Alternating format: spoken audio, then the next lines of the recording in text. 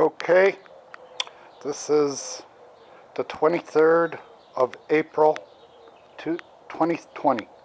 I can't believe it's that far along in the year. But we'll start out this video. That's homemade. Okay. I watched my father growing up. He probably built 20 of those, either for friends or for himself. Just a simple, he used just northern white pine. I went and got white pine, and I got Flex Seal on the inside of it, painted the inside of it with Flex Seal. But this is a miniature because of that short roof right there. It's only about 48, less than 48 inches. I still got a leak because right at the end of the tile where those corner tile is, there's a little, it pees a little bit of water out of there whenever it rains hard.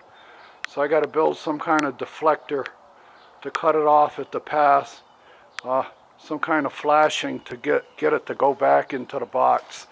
But it goes down to here. We'll wait for the light to adjust. Okay, that's just a connection to, I think that's inch and a quarter tubing. It's only 3 feet long or 4 feet, so we don't really overpower that tubing. That tubing runs along the wall here and crosses over, and I'm going to start backing up and start giving you the overall as to what I'm doing here, what I'm attempting to do, what I've done, the history of it, why I'm doing it, what necessitated me having to do this job.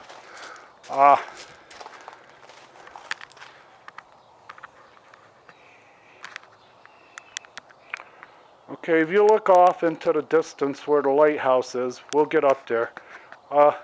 That's the lake on the third hole, or on the par 3 6th hole. Okay, Sundace golf course. The reason I'm doing this job, and I'm going to go over a history and try to remember and stay cool without getting upset and cynical, I just want to present the facts. The fact is, the finished floor elevation of this house right here, which was the first house I bought, and before I ever committed to buying the second house and the third house, which this is the second house, which I own them both, but before I ever committed or even thought about buying that house, this house, the lot, the sewer pipes, the finished floor elevation, the drainage profile for the lot, the way the lot drained, and it was an engineered sabotaged lot. It was engineered and sabotaged for the purpose of being a water retention area, a substitute water retention area, because they had plugged up track day. There's a letter from Woody Scouting. It was generated about 8 years ago, stating that fact, that track day is plugged up, it's not being used as a drain, it threatens the neighborhood, it has to be there as a drain, and he ordered them to correct it. Nothing happened for a year. But through the history, I've been here now, I'm starting my 16th year of living here. I live here year-round. I've only been away from here for about 2 months in the last 16 years. 2 months. 15 years. Okay? The last 15 years, I've only been here. I've been here all but 2 months. So I've been through all the hot spells, and we've broken every record there is to break. But getting back to these two lots, why they sabotaged it, and why do I say it was sabotaged? Every one of these houses on the original blueprint for the neighborhood, the finished floor elevation for every house was established on the drawing board, where the blueprint for the neighborhood was was drawn up, and that was someplace in North Phoenix. That was the engineering group that calculated the finished floor elevations for all the lots before the lots were even sold. And the reason they had to calculate as part of their engineering doctrine, their engineering responsibility, was to make sure everybody had an equal chance to dump sewage into the master pipe that runs down the street. And by establishing for every lot, because when you come down the street, as we come down the street,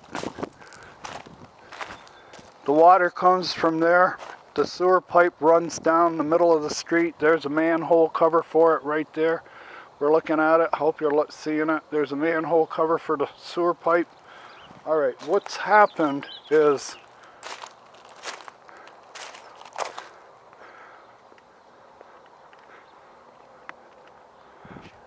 they took this house that was engineered to have sewer pipes at a specific, detailed, blueprinted elevation.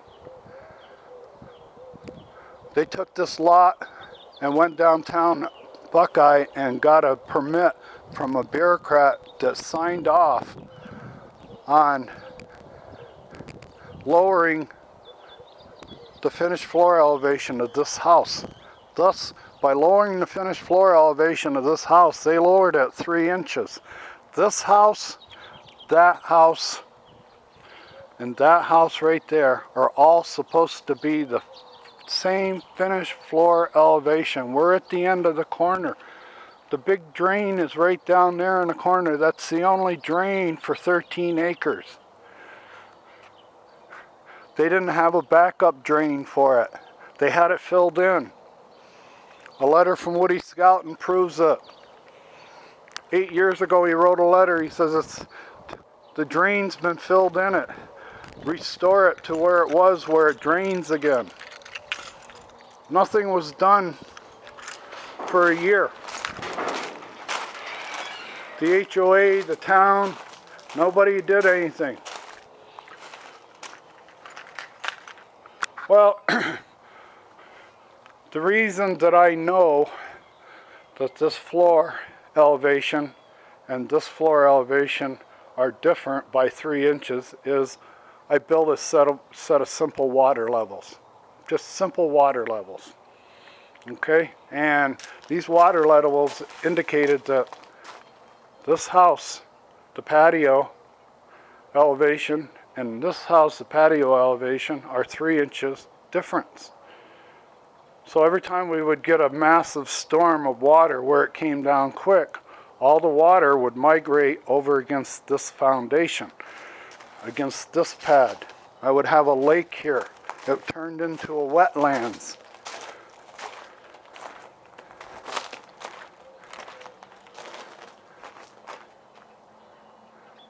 Now, where you see the lighthouse, that was uphill. They put a berm between my patio and my property line that the water had to overcome to get off the lot. So when we would have storms, I would have a lake in front of my patio. Sometimes my patio would go underwater, and this turned into a lake here. And all the water would be migrated over against here, because there's a 3-inch difference over 12 feet. They engineered it to be level. They engineered both finish elevations in Phoenix on the blueprint for the neighborhood for them to be equal. But when the plan came out here and they found out that somebody that was a Californian from out of town outbid everybody here, it is my opinion that everybody here had a chance to buy these lots before I bought them, but they had upped the price. And I think everybody here didn't see me coming.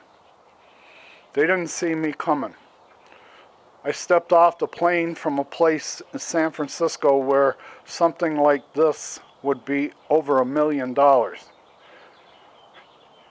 and I came out here and saw that I could get 3 houses for 150 each if I went modest on every house. Well, that didn't set well. That's exactly what I did. The lots were more important, the location was more important than the house. So I didn't spend a lot of money on the house. I put the cheapest houses I could put on the lots with no frills. The only frill was a covered patio, a big garage, and tiled floor, and high toilets. That was about it. That's the only frills. Everything else was a builder special. But anyway, getting back to what I'm doing. About 5 years ago, when I finally got the blueprints, I had a surveyor come out and look me straight in the eye, and he said, they made you it. I called a surveyor up on the phone. I said, every time it rains, my house turns into a lake. I have a moat that surrounds my house every time we get one of these quick rainstorm, a 20-minute storm that dumps. You know, if it rained an hour, it would have dumped 2 inches, but it only rained for 20 minutes. But my patio goes underwater, and I have a moat. And he goes, that don't sound right. And so he comes out, and I brought him out here. He brought out all his equipment in case he had to figure it out. The guy took one look and looked me straight in the eye, and he goes, I don't even have to take my stuff out of the car. They made you it. He said, I can see you by eye. I've been doing this for 35 years. Everything from this point where you say the lake starts is uphill.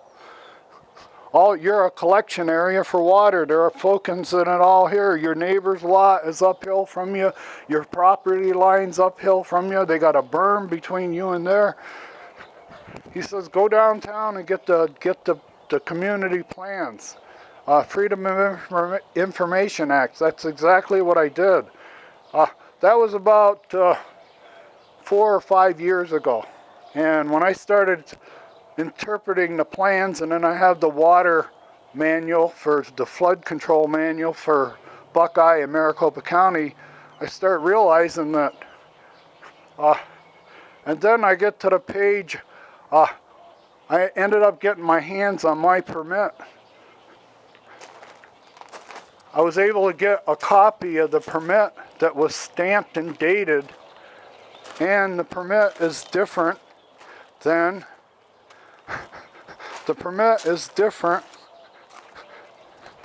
the community master plan. They got away with dropping this house 3 inches. Then they got away with putting a berm between me and the property line. And then they got away with elevating the property line. Not only did they drop this house 3 inches, they took that blueprinted property line out there and they made it high.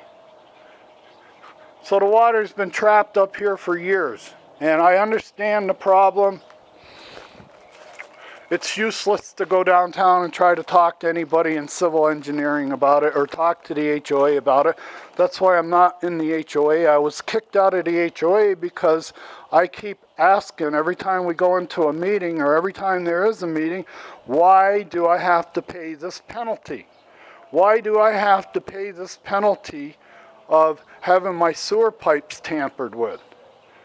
You've lowered my sewer pipes 3 inches. From start to finish. That means head pressure. Okay? And I've got one of the longest runs from the house to the street. It's about a 90, 100 foot run from there to the street, where other houses are much closer to the street and they've got the proper elevation. I'm getting kind of long-winded in this, and I'll try to get back on focus to why I'm here. What you're looking at, all this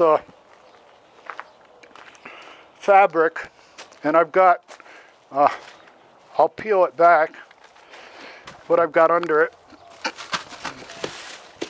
But I've got a tarp there, a blue tarp. I did all this about 4 years ago, in a hurry. And I'm going to do it again. I'm going to be in there today. I'm going to be sculpting. I'm going to be putting in sand, real fine sand, and with a tamper I'm going to be sculpting to get the water Because this pipe right here, I showed you that pipe. Alright, see that white pipe? That comes from that gutter. It runs under here, and I've got a 4-inch master drain that's right about here. Right about here between the two patios is a 4-inch pipe that drops and goes out there past the lighthouse, to the right of the lighthouse, and dumps water onto the course. I had to do that job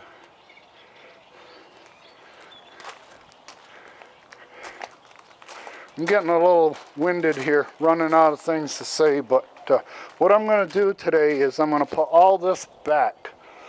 I'm going to leave that alone, or I'm going to pull it back. I'm going to pull all this back to where we get to naked ground. Then I've got a pile, I'll show you over here. This is what I'm working out of. This is one of my kayaks I got covered up. I got one over on Jean's patio and 3 in the garage. Little kayak pour.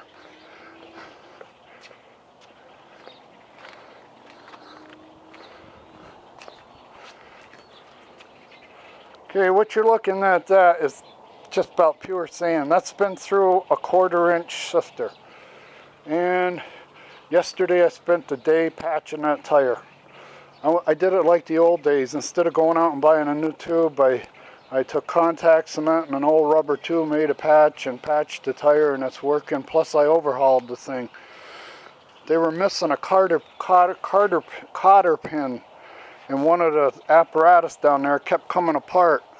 But I'm going to wheel all this stuff over there, bring it over here, and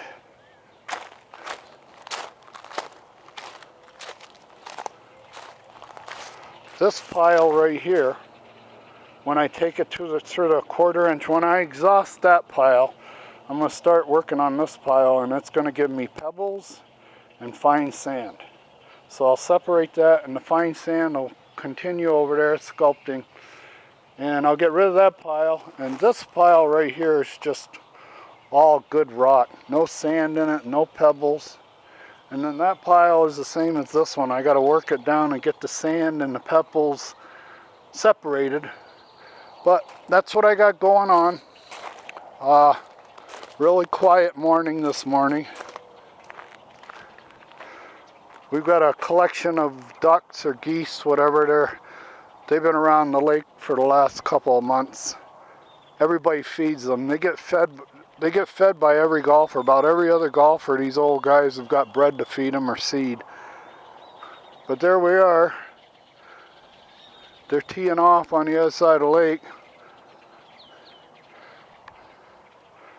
But what I'd like to do is build up this. I want to take my water levels and get the patio level, the level of the patio over there. Get the water levels and establish the patio height along a line here. Pick a line about 1 foot or 2 from here, and either take redwood or just wood or 2x4s or whatever, and build up a terrace. I mean, you can put in dead men, those T dead men, where you build up, like, just take 2x6s, keep nailing them, and every once in a while put a dead man T in there that reaches back about 10 feet, and then fill it all in. Fill it to raise, so it gives me more elevation, because these golfers, they don't even see these bushes. If they hit a ball in my yard, they step over these bushes like it's nobody's business, like they own the place. They don't even think about it. I watched a kid one day, he saw me see him hit a ball in my yard, so he waved. Hey, I hit a ball in your yard. Next thing I know, he's walking across these plants. I go, where are you going? Well, I was getting my ball. This is the mentality of the golfers we have here. This is what they're putting out for golfers. Okay? But now I'm going to explain these white pipes. all these white pipes, and I've got probably about 40 feet more to add to that. They're all about 8-foot lengths. And what I'm going to do is I'm going to drill and make leach pipes out of them. And when I fill in back here, over here, I want to lay, and you can see I got a lot of, I want to lay those leach pipes perpendicular to the property line and cover them with landscape fabric and just have them output right at the plants. So any water that falls, and then I'm going to, all that rock right there behind the chairs, that rock right here, all the way back to that red fire plant, this red bush, all the rock back to here is loaded with sand. I just broadcasted out here last year just to get it off the street. When they gave me the load, it was so loaded with sand. And what I want to do is I want to comb back. I'll get rid of this pile. This pile right here has to go through the 1/2-inch sifter to get, so I'm going to get pebbles and good big rock out of that. But I want to fill in with those pipes running, say starting here, and like every couple of feet have a pipe that outlets there. I'll cover it with landscape fabric. I might even wrap the pipe with landscape fabric. I got a lot left over. In fact, this one right here, I got to take this one up. See all this landscape fabric? When you put this underground, it doesn't eat it. It's like brand new. It's been sitting out here for a month like this, uncovered 2 months. But what I'm gonna do is there's a pipe here. Where you see my foot, there's a pipe right there coming from that corner, and I'm gonna make that a little simpler. I'm just gonna go from that corner down to the lighthouse. I'm gonna pull all this up, so all this fabric's coming up, all the pipe is coming up, but I gotta get rid of this rock up here, right? If I had 3 of me that were 20 years younger with a lot of ambition, I'd have all this shit done by now. But there's only me, I'm lazy.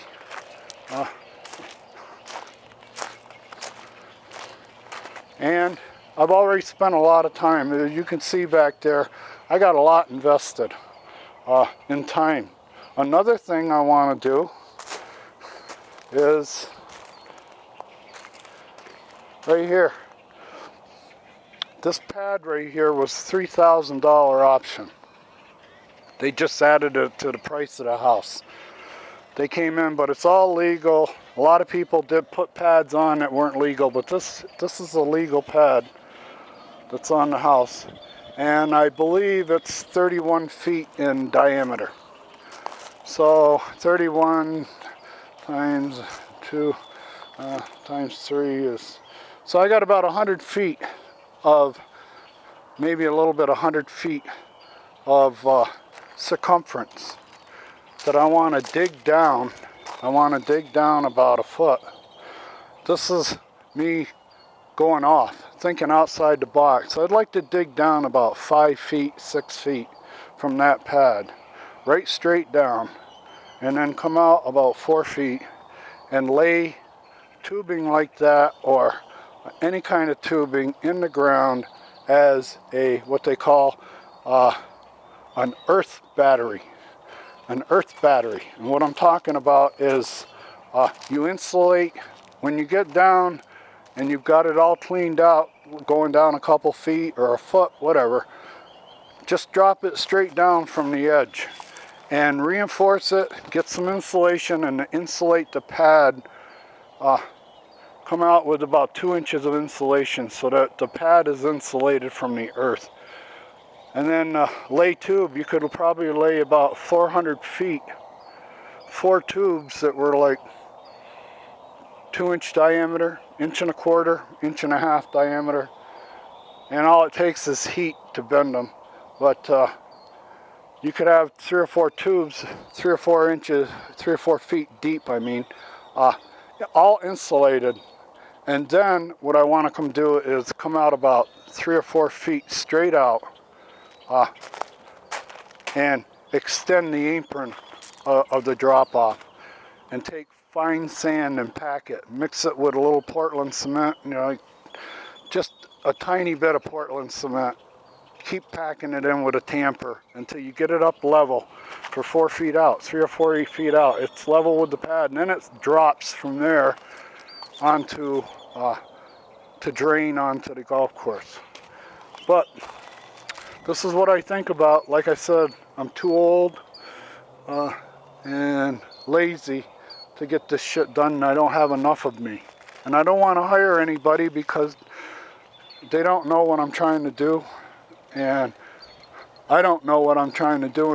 And to give somebody work and to get my money's work, I have them do stuff that later I have to go back and redo. So I might as well take my time and do it the way I want it. But that's what I got going. I'm going to go stop now.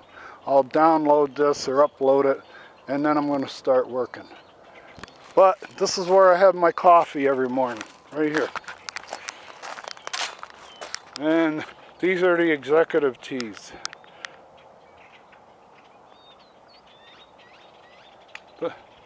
There you go. That's where they're supposed to go. That's the drop area if you hit one in the water out of bounds. But here's where I have my coffee in the morning. Here's where I sit in the evening lots of times and watch the sun go down. Awesome. Birds, wildlife, quail, turtles. We had a turtle come up on the patio from the lake the other day. Walked all the way from the patio, the lake up to the patio. But anyway, signing off.